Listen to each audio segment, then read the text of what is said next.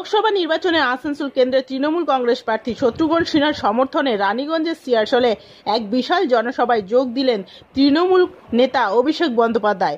জনসভাকে কেন্দ্র করে বহু মানুষের উপস্থিতি ছিল চোখে পড়ার মতন।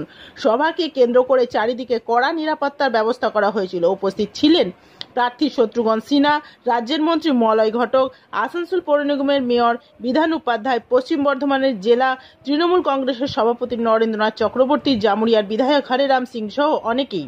তৃণমূল নেতা অভিষেক বন্দ্যোপাধ্যায় তীব্র ভাষায় কটাক্ষ করেন বিজেপিকে।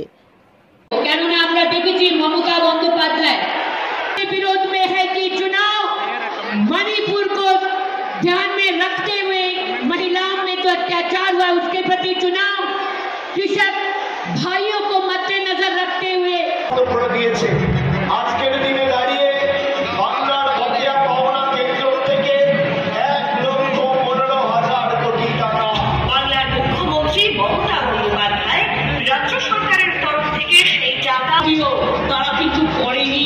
আমি আপনাদের বলছি, বাজেটে সিদ্ধান্ত নেওয়া হয়ে গেছে। ডিসেম্বর মাসে প্রথম কিস্তি তারা 4,000 টাকা পাবেন। আবার 3-4 মাসের মধ্যেই ওই টাকার কাজটা হয়ে গেল। শত্রুঘ্ন সিনহাকে ঘাসের উপর জোড়া ফুল চিহ্নে ভোট দিয়ে বিপুল ভোটে জয়যুক্ত করুন। বিজেপি বৈষম্যের রাজনীতিতে বিশ্বাস করে, বিজেপি বিভাজনের রাজনীতি করে, বিজেপি নয়। বাংলা বৈষম্যের উগ্র রাজনীতি করার জায়গা নয়। বিহারের লোকসভা নির্বাচনে আসানসোলবাসীকে সিদ্ধান্ত নিতে হবে যে 13ই মে তারা আসানসোলবাসী বা আসানসোলের মানুষ তাদের স্বার্থে ভোট দেবেন না তাদের স্বার্থে ভোট দেবেন না। আমি এই কথা এই কারণেই বললাম, अगर ममता जी ने गारंटी दे दिया, जो कि दिया है, कि बंगाल में एनआरसी और सीए लागू नहीं होगा, तो दीदी ये गारंटी है कि इसका मतलब किसी कीमत पे बंगाल में एनआरसी और सीए लागू नहीं होगा, नहीं होगा, नहीं।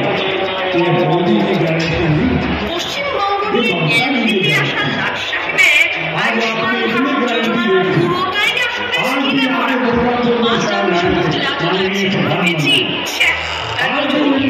আমাদের স্বাস্থ্যসাথীর সুবিধা পাচ্ছে বাংলার কোটি কোটি মানুষ।